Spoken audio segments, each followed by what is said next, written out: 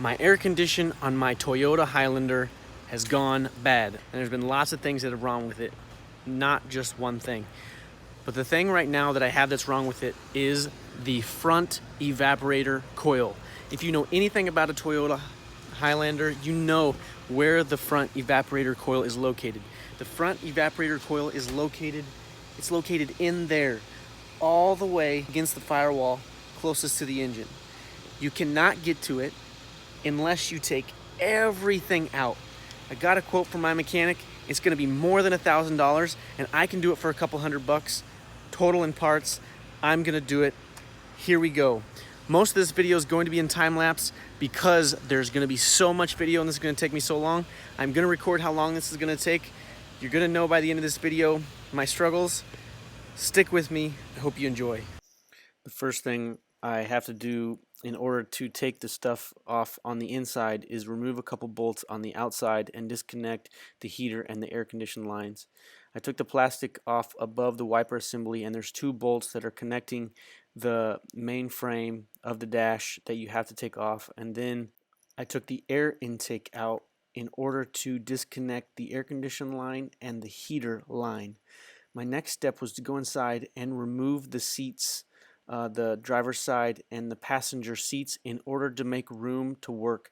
I ended up laying down underneath the dash quite a few times in order to see things, in order to remove bolts. I then worked on removing the passenger side glove box and the plastics around it in order to take off the dash. My whole goal is to get that dash off so that I can get to everything else underneath it. It just takes time. There's lots of little screws and lots of bolts. I ended up using a couple of Tupperware containers. I'm sure you will see them throughout this video to separate and help me keep track of all my bolts and all my screws. Do not just put them on the ground. You will lose them. There's so much that you have to take apart. You will lose them. I recommend that you keep a good set of pliers, or if you have a nice set of wire harness pliers, you're going to need those a lot when you disassemble everything that has to do with the front of this vehicle. Now that I am done with the passenger side, mostly, I put my attention to the driver's side. There's an airbag. There's a bunch of different connections. Just make sure that you, as you're pulling things out, you don't yank things and pull things slowly, so that you know every little wire harness that needs to be disconnected. The airbags are not too scary when you remember to disconnect the battery, so be sure to do that. I could not find a good resource of exactly step by step on this process of what bolt to take off and what screw to take off next, so a lot of this and most of this is just trial and error. I took off what I thought would be next, and it ended up working out pretty well. I had my impact, which made things a lot quicker with an extension. I put it on a very low setting so that I was careful not to strip or break any bolts. After removing the driver's side and passenger side plastics, I turned my attention to the center console. I got that removed. That's actually pretty easy. They make that pretty easy in these Toyotas. And then to remove the cluster. The cluster is really easy. It just pops out, then 4 screws. As my ultimate goal is to remove the dash so I can get to everything under the dash, my next goal was to get that dash out. So I worked my way all around the dash, the left to the right, making sure that I had every bolt. I would lift up on the dash little by little to see where I was missing a connection, and eventually I got every bolt out of the dash. I thought that one of the scariest parts of this whole job would be dropping the steering column, but it wasn't. There were a couple bolts, and I was able to drop the steering wheel to the floor. That was necessary for getting the frame out. It wasn't absolutely necessary for getting the dash out, but it did help. There was a lot of exploration on my back, underneath the dash, figuring out what bolts and what screws that I needed to take apart. It wasn't too bad with a flashlight or a headlamp. You need one of those no matter where you are doing this job on your vehicle if you're removing the dash. As I said, I was able to get all the bolts off the dash, and I was able to start lifting the dash up slowly to see what connections or what bolts I still had connected. There's really only a couple wiring harnesses that are actually built into the dash itself, and you just need to remove those before you remove the dash. Okay, the part that I need to get to is in this box right here. So I gotta take all this out to get to that. Here we go. As far as being confusing, this was actually the most confusing part of the whole job, is removing the wiring harness. If I would do this a second time, I would label every connection with like a 1-1 from the male to the female connection to know exactly where they go. I should have done that, and I learned my lesson. The next time I do this, labeling tape and a Sharpie will be necessary. Everything was going good until right here. Do you see where my hand is right here? There was one wiring harness connection that I could not figure out how to disconnect that was located behind the HVAC unit. In order to get that crossbar support bar under the dash out, I ended up having to cut this with a pair of wire cutters, and this came back to bite me later. With the main metal support bar removed, I was able to remove the HVAC box with ease. This assembly is where the evaporator core lives. It's not super easy to get in this thing, and there's several wires and several screws to get to where the evaporator core lives, but I eventually figured out with a little trial and error. I put the new evaporator core in and the new expansion valve and was able to put everything back together to be able to put it back in my vehicle. Now that I have that part replaced and back in the HVAC unit, I guess you could say I'm 50% done and completed with this whole project. I got the evaporator core replaced, which is in there. Now I just have to get it all back together. So the hardest part, I think, was taking it apart, putting it together. I know it's gonna be tough, but I don't think it's gonna be as hard as taking it apart, because I'm gonna know more what to do and what goes where. So hopefully that's not gonna take me 5 hours, as I've spent 5 hours on it so far. Putting the main metal frame back in the vehicle went in a lot easier than it came out. I knew exactly which direction to put it and which way to angle it, and it went in with no problem. What project do you have that's ahead of you that you feel is super daunting, or you feel like you can't do by yourself? I want to hear about it. Tell me about it in the comments below. I want to encourage you. Many people have encouraged me. I want to encourage you on the daunting project ahead of you. You can do it. You can do anything with just a little bit of research and a little bit of elbow grease. You can do it. After getting the main frame back in the car, I was able to focus on the wiring harness and remounting the steering column.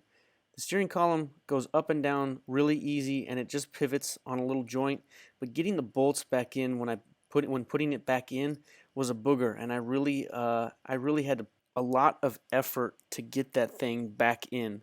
Everything was fine, and it squared up, and it was perfect, but I put a lot of effort into getting that thing back in correctly. And then I moved to just connecting all the rest of the wiring harness. I started in just one area, and I made sure that every connection was connected in one area, and then I would move to another area. I started with the driver's side because that's where the main connection and the majority of the thickness of the wires were, and then I worked my way right along the dash to the passenger side, and then slowly moved my way down into the center console. From this video, you really can't see how many screws and bolts that I had to take apart from all of this. I've heard of systems where people use plastic baggies to track everything, and that's a good option. I used 4 small Tupperware containers and just separated them by section of the car, and that worked pretty well. I was then able to move towards putting the dash back in. The dash went in very easy. It was way easier than it was taking out because I knew where all the bolts and I knew where all the connections were. I'm very thankful for that. From there, I moved to reinstalling the rest of the plastics, first with a few pieces in the center console and then the passenger glove box housing. The main knee guard in front of the driver has a lot of connections in it, and it's one of the most difficult and most time-consuming plastic pieces to take off because of all the connections and the airbag that sits in it. All the pieces of the center console went in very easy, as well as the radio, the HVAC control unit, and all the plastics leading up to it. If you notice in all my videos, I always have my boys, my two boys around me, helping me with projects. I usually have them help me unscrew something or tighten something just to learn basic tool skills. If you have kids, I encourage you to do this with your kids. It's the best way to teach them how to be handy. It's the best way to teach them how to work with their hands and be productive. Someone will thank you later on in their lifetime. I was then able to turn to reinstalling everything under the hood, which include the intake and the wiper assembly, and the last step was to install the passenger side and the driver's side seat. Everything on putting the vehicle back together went really smooth and relatively easy, just took time. I say it went smooth until it didn't. Uh-oh. So here's what happened. I connected everything back together and I had some weird stuff that was going on. My blower was constantly going. I had no dash lights. I couldn't start the car. It wouldn't recognize my key. Some weird stuff was happening. So I called several reliable sources. Each of them told me that I had forgot to plug something back in. I was sure that I plugged everything back in. I just thought that I plugged something into the wrong place. But if you've done this before, you know that that can't happen. So I did exactly what I did not want to do. I took all the plastics off the front of the dash and the dash out again and realized that I had missed 2 connections in the wiring harness. This fixed most of the problems except for one. The car would still not start. I kept trying to turn the key and my security light kept telling me that it did not recognize my key. I googled my issue and the internet told me that it was my immobilizer. I called several people and several people told me that I still had something unplugged. I knew that was not the case. Do you remember when I had to cut one of my wiring harnesses just to get the metal frame out because I couldn't figure out how to take that connection? Yeah, that came back to bite me. There were like 15 wires or so in that wiring harness. I spliced all the connections together. All the colors were different, so it was easy to match except 2. There were 2 identical pink wires. I ended up switching those. It caused my immobilizer not to recognize my key. I was able to crawl up under the dash and reach that wiring harness, and I was able to switch them and connect the correct cables, and then everything was fixed. Of course, whenever you do a project like this with your engine or with your wiring harness, or you're taking a bunch of things apart, you're gonna throw some codes. It's gonna happen. So I went to my nearest auto parts store and I cleared my codes and everything worked out awesome. My last step was to get the Freon filled by my mechanic because I disconnected the lines and completely emptied the system. I got it filled and everything is perfect. The system ran perfect, the system charged awesome. It's good to go. Here's my old evaporator core. You can clearly see by the leakage of the oil that it was bad. My mechanic originally quoted me $1,300 to do this entire job, and I got it done for just under $300. So I saved a little over $1,000 doing it myself. The total time I spent on this was 17.5 hours. I'm gonna link a video in the description below, and this is by Dennis Gutierrez. He's a professional mechanic and I asked him lots of questions. He's one of the only other videos that you will find online of anybody doing this to a Toyota Highlander. He said it took him a little over 4 hours. It took me 17.5, it took him 4.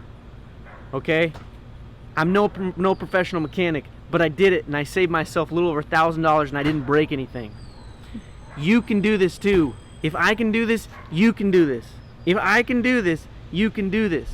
Don't pay someone a lot of money what you can do with a little money and a little bit of elbow grease. You can do this. Subscribe for more videos like this. Thank you for watching.